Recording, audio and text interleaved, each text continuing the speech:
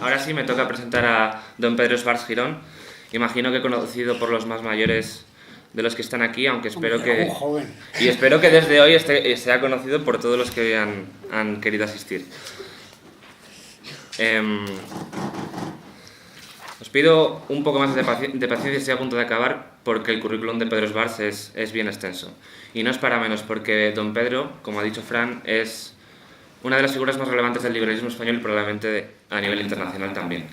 Catedrático de Historia de las Doctrinas Económicas, licenciado en Derecho y participó en las protestas estudiantiles contra el régimen franquista en el año 56, que como en alguna... 59. 59. 56. No, usted dirá. Que como le he escuchado decir alguna vez, algunos hicieron nombre de la democracia y otros en nombre del Partido Comunista, pero en fin, no sabían lo que estaban haciendo, debemos suponer. Fue vetado de la carrera diplomática tras aprobar la oposición por sus ideas políticas. Se doctoró en la London School of Economics, donde conoció y entró en contacto con economistas de la talla de Lionel Robbins o Karl Popper, los que se convirtieron en sus maestros. No me piques, ¿verdad? Durante la transición fundó Unión Liberal, posteriormente Partido Liberal, siendo diputado entre los años 62 y 86. No me equivoco, ¿no? Las fechas. Una lástima desde mi punto de vista que no tuviera más éxito en su carrera política. Bueno, para mí y para todos los liberales en esta sala. Más recientemente ha sido presidente de la Sociedad Mont-Pelerin, un grupo de intelectuales liberales fundado por Hayek a mediados de los años 40 y que tiene el récord mundial de premios Nobel de Economía. Hoy tenemos el honor de poder escucharle en nuestra ciudad. Esta mañana va a hablarnos sobre democracia, libertad y sus posibles contradicciones, material a que ha dedicado su tiempo y varios escritos y libros en los últimos años.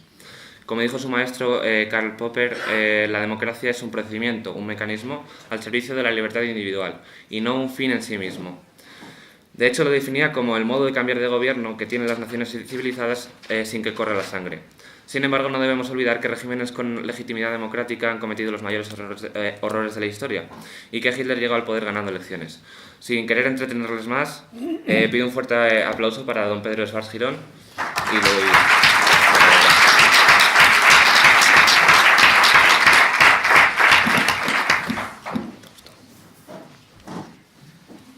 Muy buenos días. Agradezco mucho el que estén aquí en un día glorioso, como hemos visto que hay en León, con muchas mejores cosas que hacer. Y hoy voy a hacer una intervención distinta de la que va a hacer luego María Blanco. Ella le pidió que haga el meeting y yo me voy a poner de profesor pesado, porque creo que en cuestiones de liberalismo hace falta establecer los principios.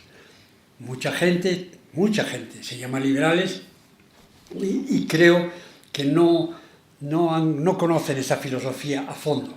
Por lo tanto, como no es después de comer, no se me van a dormir ustedes, yo voy a intentar hacer algo lo más serio que pueda para que se vean cuáles son los fundamentos del liberalismo. El valor fundamental y primero del liberalismo es la libertad individual. Y eso lo vi porque lo vi en un momento muy claro cuando puse en mi casa la película Amistad de Spielberg, una película que no sé si algunos de ustedes han visto, en la cual es un barco de esclavos, los esclavos se revuelven, matan a casi toda la tripulación y al final les llevan a Boston porque en vez de devolverlos a África los llevan a Boston para reclamar ante los tribunales la propiedad porque la propiedad es uno de los elementos fundamentales de la libertad individual y por lo tanto si esos esclavos eran propiedad de unas personas cubanas, de españoles de Cuba, pues entonces los tribunales tenían que devolverle a los cubanos, a esos españoles, devolverle los esclavos que habían huido. Y la discusión de la película es muy notable para nosotros los liberales, porque soy un gran defensor de la propiedad privada. Aquí hay gente que estudia Derecho, o que quizá lo ejerza. El derecho, entonces, sí, en efecto, hace falta que se respete la propiedad. Pero hay algo por encima de la propiedad privada. Lo vi cuando pude seguir esa película. En efecto, la discusión era si esos esclavos eran propiedad de alguien en Cuba o si se los habían llevado a la fuerza de África. Y al final el Tribunal Supremo de los Estados Unidos decide que se los habían llevado a la fuerza y por lo tanto era una propiedad de injusto principio y que por encima del derecho de propiedad está la libertad individual, que es la idea fundamental de nuestra filosofía. Ese valor fundamental primero es el del individualismo.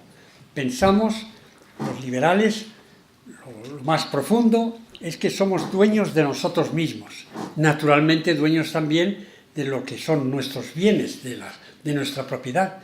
Y además de eso, tenemos la posibilidad o la obligación de participar en la vida política. No para hacer que la vida política se ponga a nuestro servicio, sino como continuación, como descendencia del principio de la libertad individual. Y eso es lo que voy a estudiar ahora con ustedes.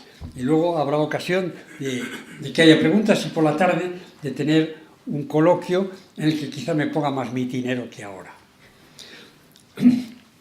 David Hume fue un filósofo que escribió cosas muy interesantes sobre economía, pero su libro fundamental es el Tratado de la Naturaleza Humana, del año 1739-40. El libro tuvo tan poco éxito que dijo Hume que había caído muerto de la prensa donde se había publicado. Este libro dice que para que haya civilización entre los humanos, que somos bastante combativos y que pretendemos quedarnos con las cosas de los demás, hacen falta tres principios. El primero es la estabilidad de la posesión. Si uno tiene una propiedad, no se la pueden a uno quitar por la fuerza. El segundo es la transmisión de la propiedad voluntariamente. Yo puedo vender lo que es mío, pero no me lo pueden quitar. Y la tercera es el cumplimiento de los contratos, el cumplimiento de las promesas. Esos tres elementos son fundamentales como base o como continuación o deducción de la idea de que los hombres somos propietarios de nosotros mismos. Empleo hombres y no hombras también, porque como cuando leo en los periódicos, la jueza, y yo digo, sí, deme una nueza, por favor, que me gustan mucho comer estos. Entonces, cuando digo hombre, quiere decir que los hombres más hombres son las mujeres. Lo digo para que nadie se sienta ofendido. Bien, entonces, si como defensa de la individualidad vemos estos tres principios, que, los repito, son importantes, porque la gente se llama liberal, pero luego no le importa que venga el Estado o la fuerza política y nos quite nuestras propiedades, y nos quite contra nuestra voluntad, y que se prometa en una elección popular hacer una cosa y se haga lo contrario luego. No se pueda ser sincero durante la campaña electoral, porque uno dice lo que sea y luego pues se ha olvidado de lo que prometió. Entonces, mucha gente que se llama liberal no se pega a esos tres principios. Y lo repito porque son la base deducida de la libertad personal, la base de nuestra filosofía. Claro, entonces, la filosofía liberal ha ido construyendo un edificio político y jurídico, que es la casa que nos defiende a nosotros los individuos. Ese edificio político y jurídico es el que voy a discutir porque tiene un problema grave en su seno, que es el problema de que muchas veces las libertades individuales son pisoteadas por la democracia. Y la democracia en realidad es una deducción de nuestra libertad individual. Como personas, nosotros no solo tenemos los derechos del hombre, que decía la Constitución de 1791 francesa, no la aplicaron nunca, se dedicaron más bien a la guillotina. La guillotina era un gran avance porque permitía matar mucho y deprisa. Luego los nazis inventaron otras cosas, ¿no? Pero no se aplicó nunca esa Constitución, pero la idea de los derechos del hombre y mujer, los derechos del hombre y del ciudadano implica que no solo tenemos derechos sobre nuestras propiedades, sobre nuestra persona, libertad de pensamiento, libertad de publicación, no solo tenemos eso, sino que también tenemos derecho y necesidad de participar en la gobernación de nuestra comunidad en la que vivimos. Y por lo tanto, en principio y en puridad, la democracia es una deducción de la libertad personal. Pero muchas veces los votos van en contra de nuestras libertades personales. Y lo vemos, entre otras partes, en todos los sitios en nuestro país y podemos discutir de ello. Entonces, es posible otra vez hacer que sean compatibles la libertad de voto, el uso del principio de la mayoría con el respeto de los derechos individuales. Es un problema gravísimo, tanto que muchos de los liberales que conozco se me han hecho antidemócratas. Hay un señor, especialmente el profesor Hoppe, que quiere que las comunidades libres tengan a la cabeza un monarca absoluto, porque el monarca absoluto cuidará del país como si fuese suyo, y por lo tanto no necesitamos para nada el voto. Y también se señalaba que en Hong Kong había libertades económicas y personales muy grandes, pero que no tenían derecho de voto, ni tenían derecho de gobernarse a sí mismos bajo los británicos, y ahora con dificultad bajo el gobierno de China. Entonces, no puedo insistir más en lo contradictorio que nos encontramos en la práctica de las libertades democráticas. Somos demócratas, pero a veces el voto lo que hace es quitarnos las libertades. Y eso es la dificultad fundamental. Yo, toda mi vida, desde muy jovencito, luché por la democracia, pero antes que eso era liberal. Y me he encontrado muchas veces que la gente vota de forma rarísima. A veces les ponemos a la elección unas elecciones imposibles, como ha pasado en los Estados Unidos de América, entre una persona de una dinastía. A veces las democracias se convierten en monarquías hereditarias, en el caso de la señora Clinton, y un señor muy raro, ¿no? Un señor que yo resumiría que no es un caballero, si se me permite. Entonces, no sabemos en qué elegir, pero sí es verdad que hay muchas veces que el voto hace que votemos contra la libertad.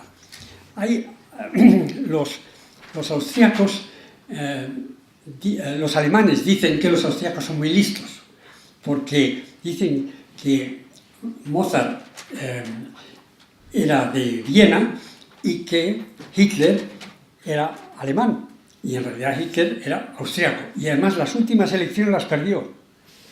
No se instaló en el poder en Alemania por el voto popular, porque perdió diputados. Lo que pasa es que el presidente de la República, Hindenburg, y un grupo de católicos liberales dijeron: lo ponemos en el poder, pero ya le controlaremos. Aunque es muy importante que en algunos casos no ha sido el voto popular el que ha creado las dictaduras. Pero otra vez, insisto, no sé si a ustedes se les plantea esto como algo verdaderamente dramático. El voto puede usarse y se usa para reducir nuestras libertades. Y entonces estoy aquí para ver cómo lo resuelvo. Que no será una solución final, pero sí es... Lo importante es que nos planteemos problemas y luego veremos cómo los podemos resolver. Voy a entrar un poco más en lo que son los derechos individuales. Hay una serie de derechos que están recogidos en las constituciones, normalmente en el primer capítulo o primer libro, en que se defienden tradicionalmente el derecho de habeas corpus. Tenemos que, si se nos detiene, tenemos que ir ante el juez natural, el derecho de tener la religión que queramos, de defender nuestras propiedades, de educar a nuestros hijos de la forma que consideremos que es la conveniente. En fin, todos los derechos que están en la primera parte de las constituciones y en la primera parte de la Carta de los Derechos Humanos de las Naciones Unidas. Esos derechos se pueden definir de la forma siguiente. Son un derecho de veto del individuo sobre las decisiones de la comunidad. si yo quiero, como decía un maestro mío, Sen, que no es así muy liberal como me gusta a mí, pero en fin lo decía, si yo tengo, me voy a la cama con un pijama, con un cocotero en la espalda, bien bordado, y el resto de la población dice, eso es un mal gusto, usted no se puede poner ese pijama, entonces yo tengo el derecho de veto. Una sola persona puede parar la decisión de todos los demás. Y esa es la definición de un derecho humano, de los derechos humanos o derechos subjetivos, que es que los demás en ciertas cosas no pueden obligarme. En la religión, en las opiniones filosóficas o políticas, etc. Entonces, esa idea de que uno vota contra y los demás no pueden suspender ese veto de prohibir la entrada de los demás en lo que es nuestro, es la esencia de los derechos que llamamos negativos, o de decir que no. Lo decía Isaiah Berlin, tenemos unos derechos que son en los que podemos decir, una persona puede decir que no contra la opinión de todos los demás. Y esa idea es algo que parece antidemocrático, ¿no? Si toda la población, excepto una persona que soy yo, me dice, usted no puede tener esa religión tan rara, esa religión que parte de que hubo un extraterrestre que vino a la Tierra y creó una iglesia rarísima, esa religión no se puede hablar. Usted además no puede difundirla. Pues en las constituciones, la primera parte nos dice, ustedes no pueden suspender ese derecho por la mayoría, ¿no? Parece aquí que hay un choque entre el derecho individual y el derecho de las mayorías, si es que suponemos o damos la teoría de que la democracia es el derecho de la mayoría. Habrá que ver si son derechos de voto reforzados, pero ahora hablo de ello. Entonces, la Carta de las Naciones Unidas es una típica carta de las constituciones de hoy. Ha habido tres grandes épocas en las constituciones: la de la Constitución americana, que en su articulado no dice más que cómo se elige el presidente, cómo se elige el Senado, cómo se elige la Cámara de Representantes y cómo es la judicatura, y se acabó. No dice nada sobre el contenido. De hecho, en 1791, la Carta es del 85, en 1791 se hizo la primera enmienda de la Constitución americana en la que se hace la lista de todos esos derechos, que luego sean esos derechos de decir que no a los demás. Usted aquí no se mete. Y tengo yo derecho a tener mi propia opinión, aunque todo el mundo piense lo contrario. Bueno, pues esa carta de la Carta de los Derechos Humanos de las Naciones Unidas tiene dos partes. Una parte que son todos estos derechos que yo digo de veto, y luego una segunda parte en la que se dice que la gente tiene derecho a una prensa equilibrada, la gente tiene derecho a un sistema de seguridad social y además derecho a la salud y todas esas cosas que no están dentro de la parte de... Es muy diferente decir, usted no puede imponerme o prohibirme que siga una religión, a decir, usted tiene derecho a que se eduquen a sus hijos gratis. Es otra cosa. La segunda parte de la Carta de las Naciones Unidas la redactó Wyszynski, que era el fiscal de los tribunales de los juicios de Moscú, en los que Stalin consiguió primero que confesaran y luego fusilar o matar a todos los que habían sido sus compañeros de revolución. Entonces, he leído porque habla en ruso, he leído sus discursos y son terribles, los llamaba cerdos, decían que eran... Lo terrible de aquello era no tanto que les presentaran pruebas, sino que les convencieron a los comunistas de que para el Partido Comunista era bueno que ellos se declararan culpables. La idea no de usted me acusa y yo me defiendo, no, usted declárese culpable porque sabe que eso es lo que necesita nuestro partido. Pues Wyszynski hizo esa segunda parte de la Carta de los Derechos del Hombre, de los Derechos Humanos. Hay un derecho que me emociona, Me emociona y me parece que indica, me emociona porque parece que indica toda una tendencia de las constituciones a la moderna, en donde se ponen también los derechos a estos servicios o aquellos. En la Carta de los Derechos Humanos de las Naciones Unidas hay un derecho importante, necesario, con el que no podemos, sin él no podemos vivir, que es el derecho a las vacaciones pagadas. Esto indica el tipo de actitud de los que, llamándose liberales, quieren que los impuestos se utilicen para hacer cosas que yo necesito y que no quiero pagarme con mi propio esfuerzo. Bien, la cuestión es que, siendo libres, los individuos debemos poder tomar parte en la gobernación de la sociedad.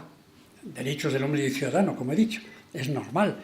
No para utilizar el voto y machacar a los demás, sino para utilizar el voto de tal manera que yo tenga una voz en cómo va la sociedad en la que yo vivo. Y otra vez digo, hasta perder la voz, que tenemos aquí la democracia que puede ir contra la libertad. Y ese es el problema que todos nosotros vamos a resolver a lo largo de la vida, porque no lo voy a poder resolver hoy.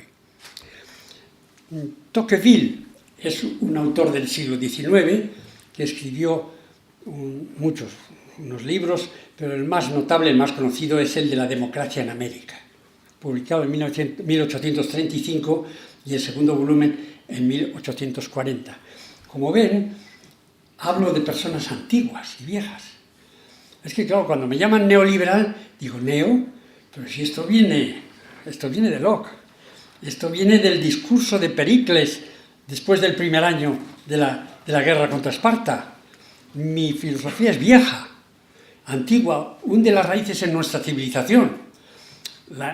No es algo natural, sino que lo hemos ido inventando, hemos ido descubriendo que una sociedad libre puede incluso ser más próspera, porque en la sociedad libre hay la libertad de investigar, y eso nos ha transformado a la humanidad.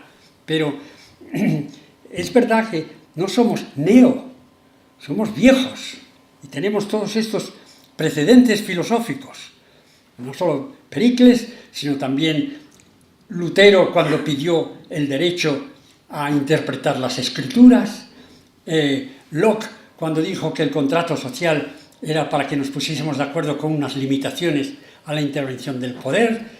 La división de poderes en Montesquieu es muy importante, que haya un poder ejecutivo, un poder legislativo y un poder judicial, y que los tres se limiten. ¿Qué le ha pasado a Trump? Que se ha encontrado que en los Estados Unidos hay división de poderes, y que ha habido jueces que han dicho el decreto ley. ¿Qué cosa el decreto ley?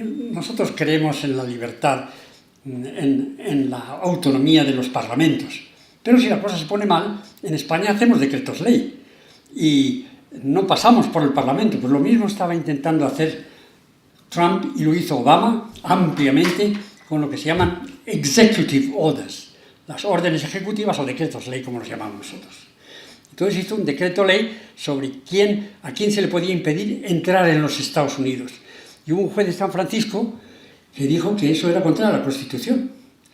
Y por el momento eso acabará en el Tribunal Supremo. Por el momento no podrá hacerlo. Y también ha habido quien ha suspendido, o también el Parlamento se ha negado a cambiar la ley Obama de sanidad de la forma que él quería. No me parece bien la ley Obama personalmente, pero es bueno ver cómo hay división de poderes y hay límites al poder ejecutivo. Y decía Trump, si a mí me han elegido democráticamente, primero, ¿por qué mayoría? Habría que ver. Y segundo, me han elegido democráticamente, pero tenemos una constitución que limita el poder de los elegidos democráticamente. Esencialísimo criterio para cómo tenemos que entender la libertad y el liberalismo. Tocqueville, que visitó América en el año 1832 a 35, escribió un libro realmente extraordinario, del cual hay una edición en español buenísima, muy bien traducida. Bueno, pues Tocqueville tenía el problema que se planteaba en Europa de si era posible que un país grande tuviese democracia. Porque decían, sí, puede haber democracia en Ginebra, porque es un país muy pequeño, la gente se conoce, se encuentra en la plaza y es posible allí hacer el voto de esa manera, casi directo.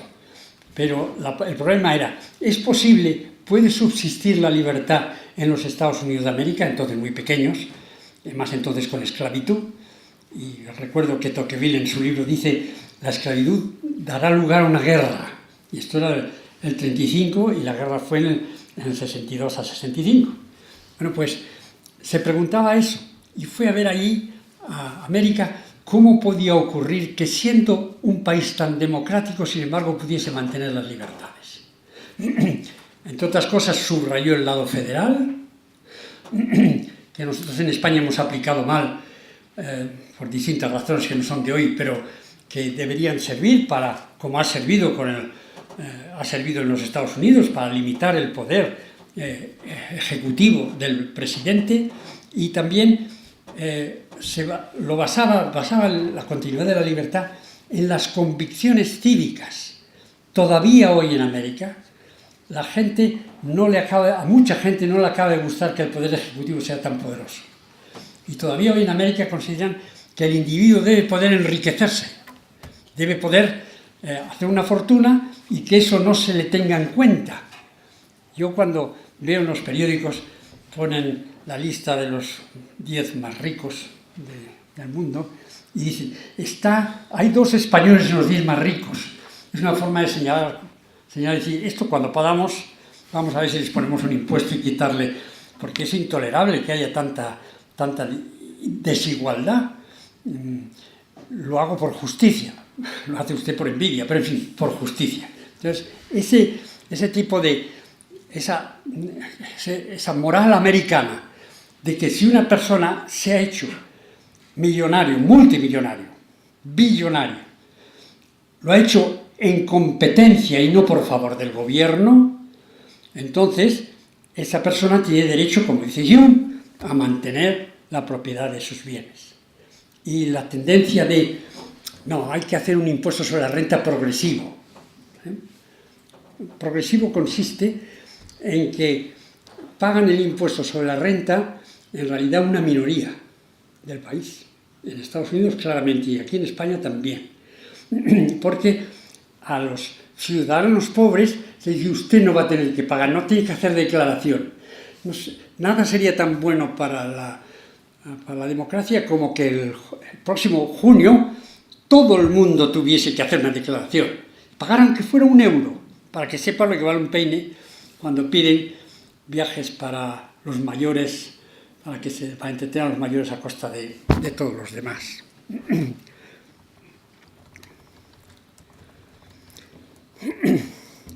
Bueno, la pregunta es, pues, ¿qué hacemos con el voto mayoritario? ¿Mitad más uno? ¿O mitad más uno de los que votan? ¿O mayoría de los que votan? Porque muchas veces la gente no acude a las urnas y si uno mira la proporción de gente que decide algo, pues resulta que es el 35%, el 32% el que se considera mayoría.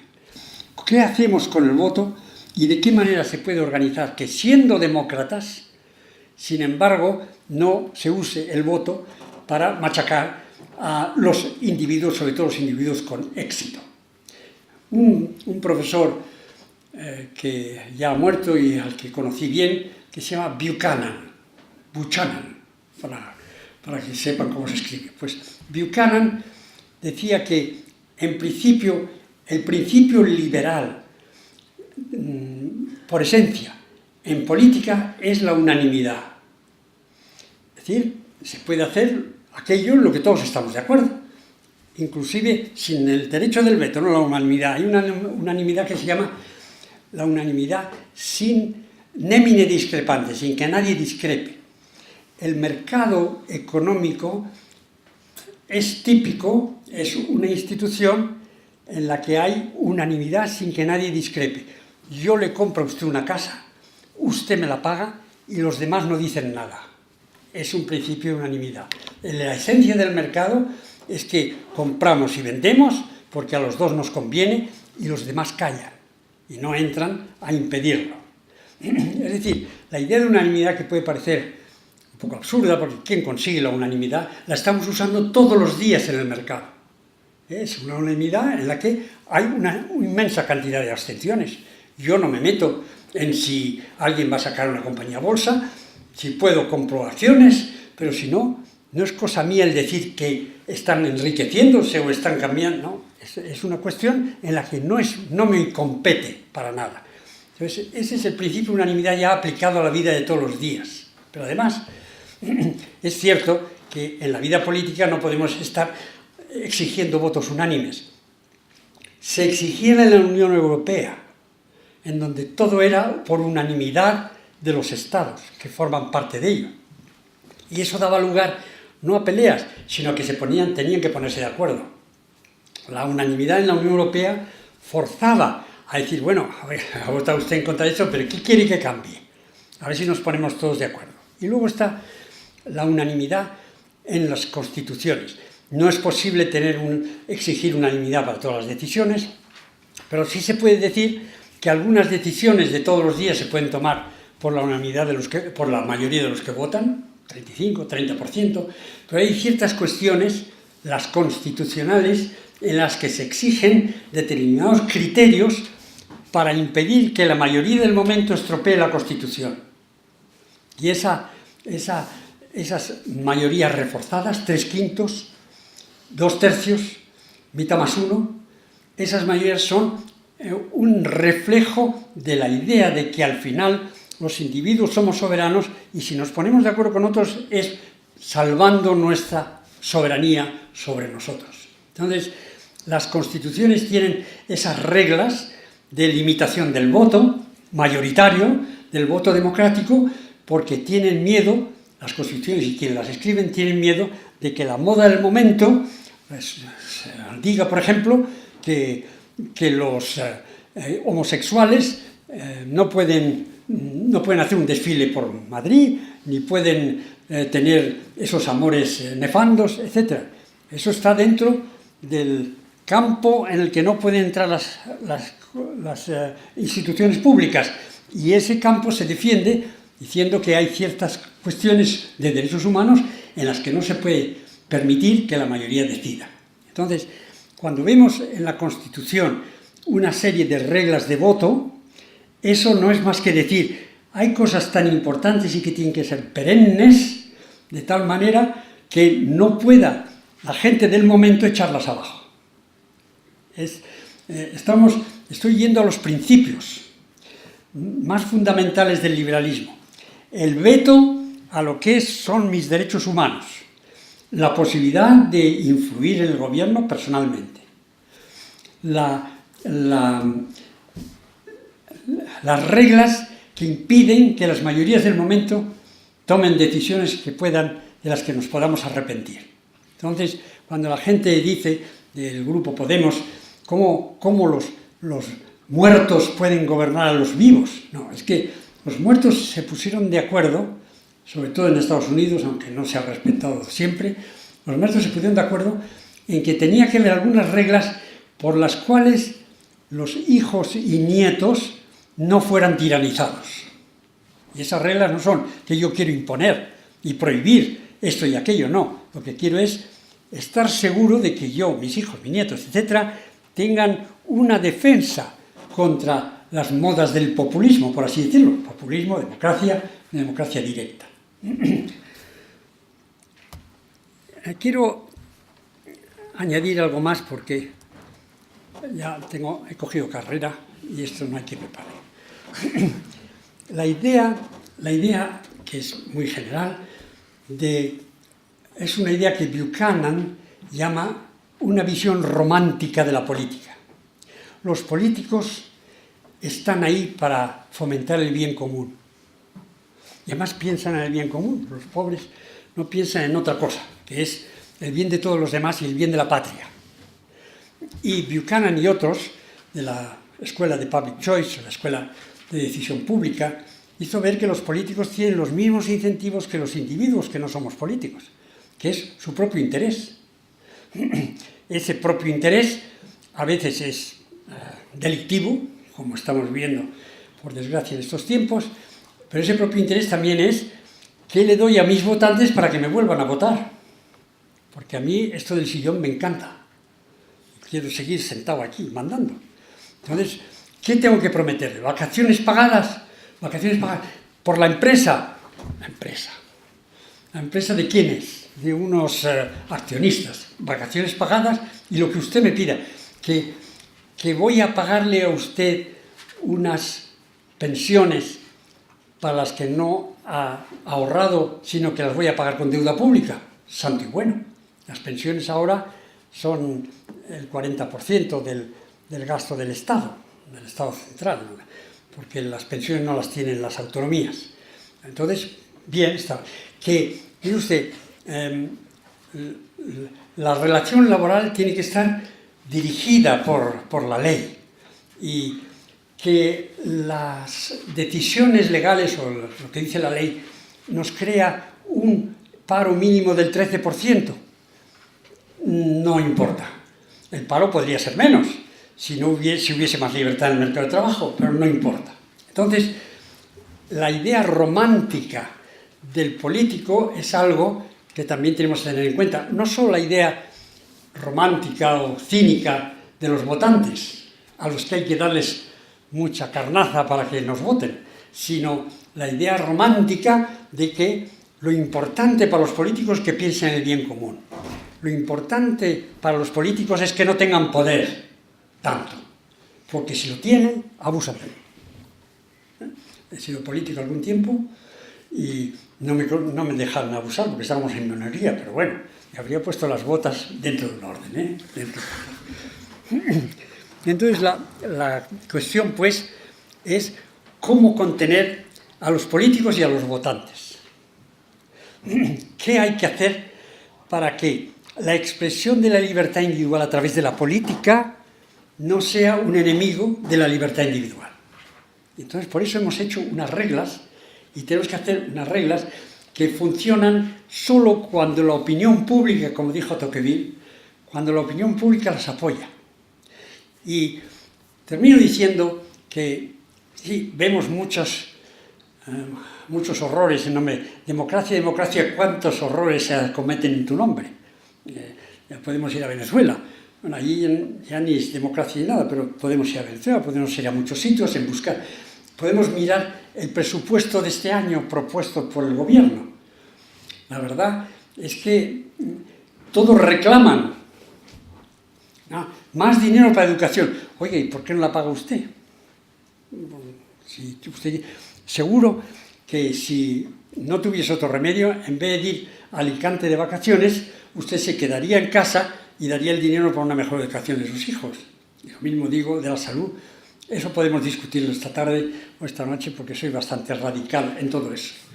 Pero entonces, ¿cómo detenemos ese abuso del poder? Ya se ha dicho siempre que el poder corrompe y el poder absoluto corrompe absolutamente. Bueno, pues ¿cómo detenemos eso? Con la división de poderes, con las instituciones como son una carta magna que haga un campo mágico en el que los demás no pueden entrar y con una opinión pública. No funciona la democracia sin una opinión pública. Y mi convicción es que podemos aprender a ser demócratas y que tenemos ejemplos en Suiza, en los que también hay abusos, pero tenemos ejemplos en Suiza donde el gasto público no llega al 30%, no al 45 o 50% como aquí, y eso se ha ido aprendiendo. Se han dado cuenta, los suizos lentamente, de que la forma de ser ellos personalmente independientes y un país más próspero, porque la libertad personal da prosperidad, es para otro día, un país más próspero, es necesario que aprendamos a no abusar del voto y los gobernantes a no abusar del poder. No sé cómo se llama el presidente de la Confederación Suiza. Idea. Lo cambian todos los años. Creo que es una mujer. Sí sé cómo es el presidente, quién es el presidente del gobierno de España y de los Estados Unidos y del Reino Unido. el indicativo de que se ha puesto una barrera al abuso del poder es que ni siquiera sepamos cómo se llaman. Esa forma de comportarnos a la suiza y de aprender que determinadas medidas que tomamos son contraproducentes y la legislación laboral aumenta el paro y la pensión pagada por los impuestos o pagada por la generación actual que está trabajando será una pensión insuficiente y todos los efectos contraproducentes de la forma en que nos gobernamos, todo eso podemos aprender por sus consecuencias y por convicción. Los que estamos aquí, yo estoy intentando traspasar convicciones y formar una opinión pública que diga, oiga, no, aquí no pasamos porque esto al final redunda en mi falta de libertad. Eso podemos aprenderlo. En África están aprendiéndolo, en la parte del Pacífico de América Latina o de América Española lo están aprendiendo. México ha salido de una dictadura, Perú, Colombia, Chile han salido de dictaduras. El caso de Chile es especialmente interesante, porque claro, enseguida dicen, claro, los Chicago Boys y los neoliberales. El presidente Pinochet hizo muchas cosas tristes y malas, muchas, pero cuando perdió una elección se fue. Y eso es notable, y se fue porque la convicción, la opinión pública chilena tiene un largo periodo de democracia. Y eso es muy importante. La opinión pública tiene que apoyar las libertades. Bueno, ¿qué es lo que he hecho? Sembrar dudas y hacer ver que hay contradicciones en nuestro sistema con las que nos tenemos que enfrentar. Y también he dicho que solo la opinión pública al final puede defender nuestras libertades. Y la opinión pública, en parte, somos los que estamos aquí, los que nos ven a través de Internet y los demás pobres partidos liberales. Ayer estuve en un almuerzo en el que estuvo el presidente del Partido Liberal del Reino Unido. Y entonces dijo que en el Reino Unido había un problema de vivienda tremendo para los jóvenes. Estaba empeñado en que los jóvenes fuesen dueños de sus casas, a lo mejor pues pueden alquilarlas, no lo sé. Y entonces dijo, hace falta un gran programa del Estado para construir viviendas. Ya lo conocemos, aquí lo hemos tenido. Y que eso lo diga un liberal indica que nos queda mucho trabajo para cambiar las convicciones de la opinión pública. Muchas gracias.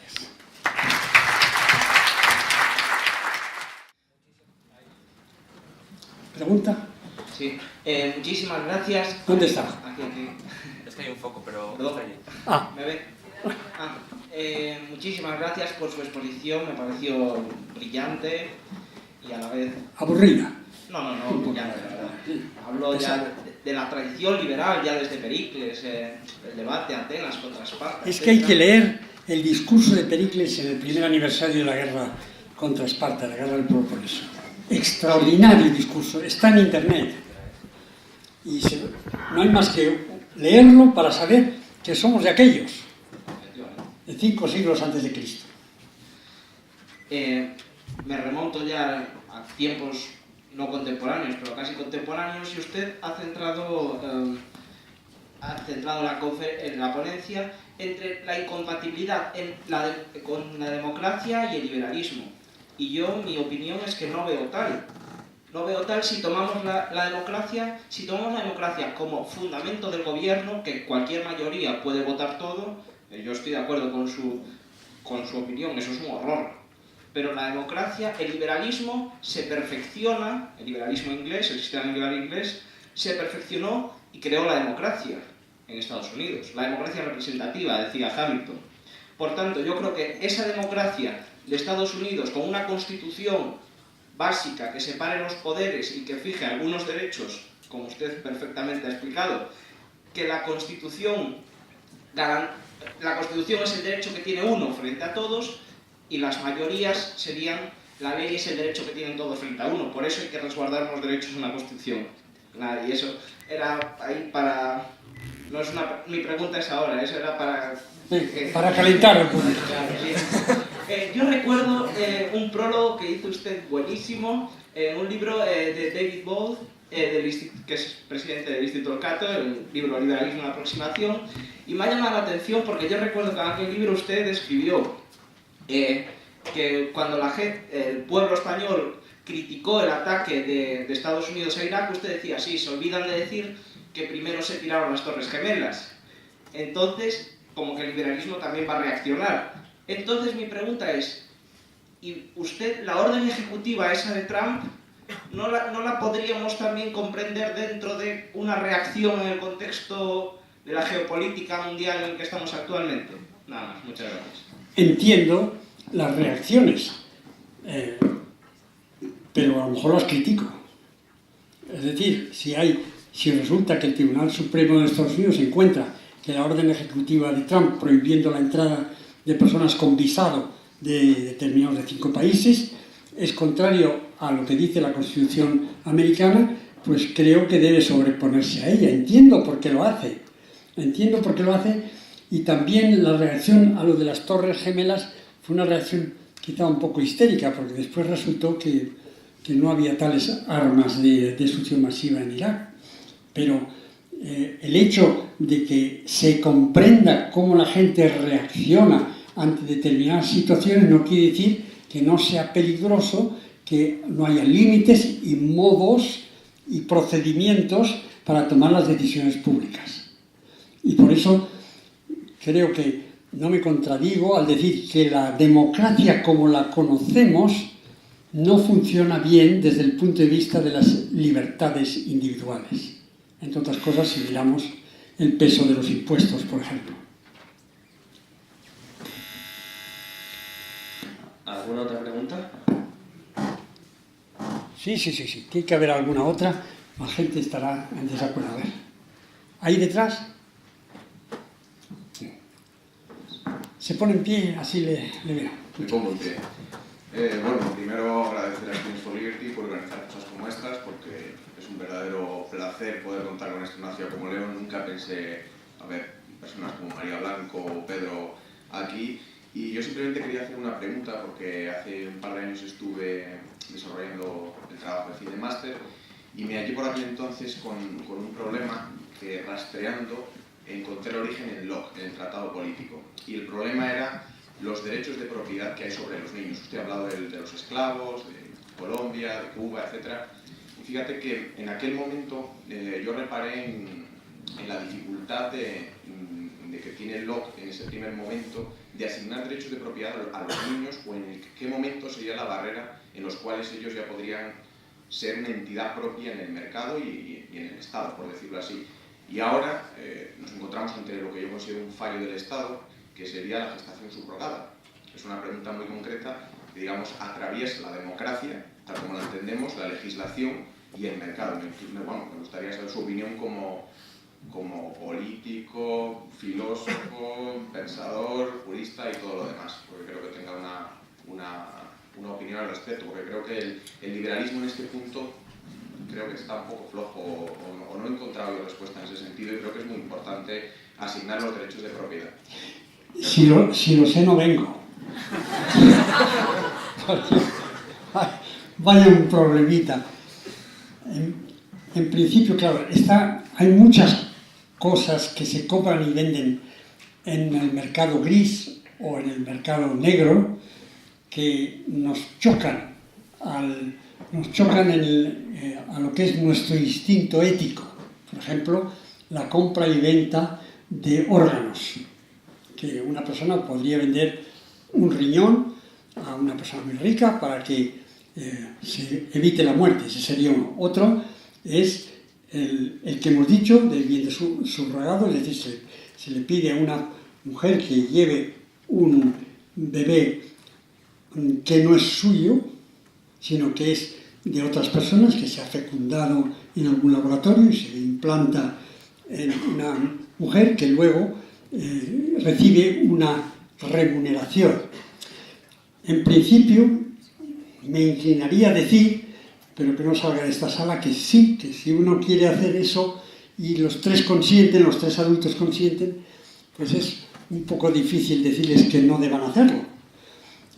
Y lo mismo digo lo de los órganos, pasa que en el caso de los órganos, encima suele ser una persona pobre a la que se le da una cantidad que le cambia la vida, o puede cambiar la vida, y que parece como un abuso de la riqueza.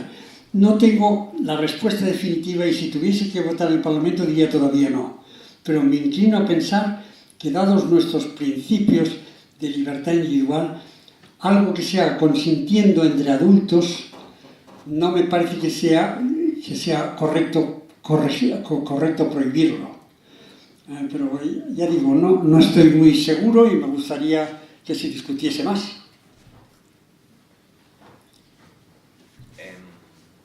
Última pregunta. Está todo el mundo allí. Coincido con usted cuando habla de que no es necesario que haya un partido liberal, por decirlo así, sino que haya liberales en todos los partidos. ¿Qué podemos hacer aquí en España con la socialdemocracia del PSOE, el socialismo chavista de Podemos, la socialdemocracia corporativa del PP y los liberales de Cádiz que no bajan los impuestos?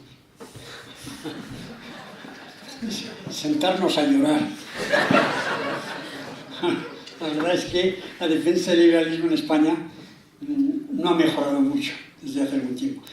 Haré una referencia personal.